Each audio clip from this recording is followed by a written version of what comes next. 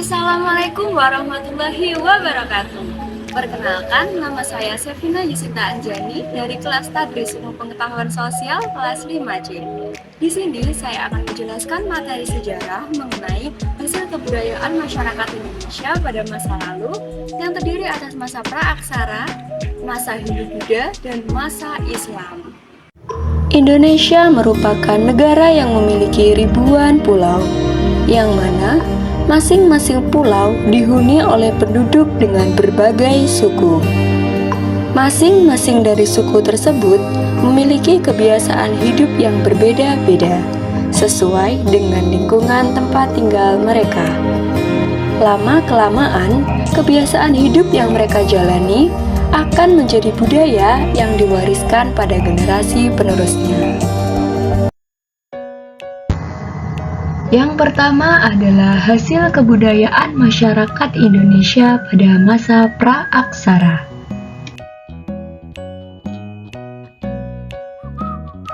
Masa pra-aksara terbagi atas 3 masa, yakni yang pertama masa berburu dan mengumpulkan makanan. Pada masa ini, manusia purba sudah mengenal api dalam kehidupan sehari-hari. Api menjadi hal penting karena dapat digunakan untuk meramu makanan serta pencahayaan di malam hari. Pada masa ini, manusia sudah mampu membuat alat-alat sederhana dari batu, tulang, serta kayu, meskipun masih berbentuk kasar.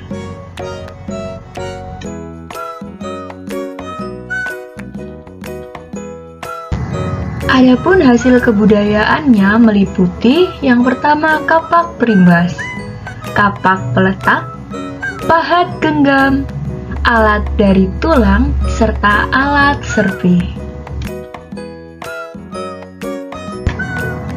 Yang kedua adalah masa bercocok tanam.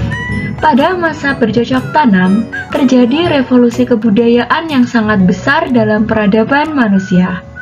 Manusia sudah tidak lagi hidup berpindah-pindah, melainkan telah menetap di suatu wilayah. Mereka juga telah mulai menghasilkan makanan sendiri atau biasa disebut sebagai food producing. Selain itu, mereka juga telah menggunakan peralatan dari batu dan tulang yang telah diasah. Penyelidikan arkeologi juga membuktikan bahwa tradisi membuat benda-benda gerabah juga telah dimulai pada masa bercocok tanam ini. Hasil kebudayaan masa bercocok tanam meliputi beliung persegi, mata panah, gerabah, serta perhiasan. Selain itu, ada pula bangunan megalitik yang meliputi dolmen, menhir, sarkofagus, serta punden berundak. Yang terakhir yakni hasil kebudayaan masa perundagian. Pada masa perundagian, manusia telah menggunakan alat-alat dari logam. Adapun hasil kebudayaannya meliputi nekara, moko, bejana perunggu, serta perhiasan perunggu. Pengaruh kebudayaan Hindu-Buddha begitu melekat pada masyarakat, bahkan hingga saat ini.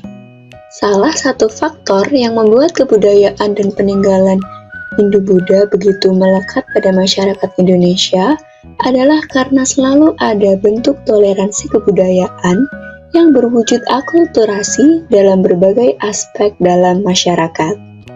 Adapun hasil kebudayaan masyarakat Indonesia pada masa Hindu-Buddha meliputi yang pertama adalah candi. Candi umumnya berbentuk bangunan yang tinggi dengan 3 bagian, yakni Burloka, Buvarloka, serta Swarloka. Contoh dari candi yang ada di Indonesia yakni Candi Borobudur, Candi Prambanan, serta Candi Muara Takus. Yang kedua adalah Yupa atau Prasasti. Yupa atau Prasasti ini merupakan tugu batu yang berfungsi sebagai tugu peringatan. Biasanya menggunakan aksara Palawa atau bahasa Sanskerta. Yang ketiga adalah kitab dan karya sastra. Contohnya kitab Bharatayuda, kitab Negara Kertagama, serta kitab Smaradana. Yang selanjutnya adalah arca. Contohnya ada arca Siwa dan arca Brahmana. Yang terakhir adalah relief, yang merupakan paten tulisan atau gambar yang biasanya terdapat pada dinding candi. Seperti yang telah kita ketahui bersama, bahwa Islam di Indonesia telah berkembang dengan begitu pesatnya. Hasil kebudayaan masa Islam di Indonesia juga sangat beraneka ragam. Berikut adalah beberapa hasil kebudayaan masa Islam yang berada di Indonesia. Yang pertama adalah masjid yang merupakan tempat ibadah bagi umat Islam. Yang kedua adalah keraton yang merupakan tempat tinggal raja atau sultan bersama keluarganya.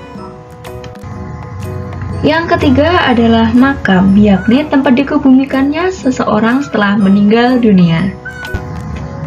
Yang keempat adalah kaligrafi, yang merupakan seni melukis indah yang diperoleh dengan merangkai huruf-huruf Arab atau ayat Al-Quran menjadi bentuk yang diinginkan.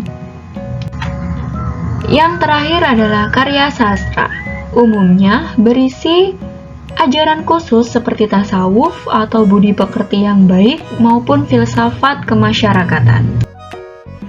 Nah, itu tadi penjelasan mengenai hasil peninggalan kebudayaan masyarakat Indonesia pada masa lalu. Semoga dapat dipahami ya. Terima kasih. Wassalamualaikum warahmatullahi wabarakatuh.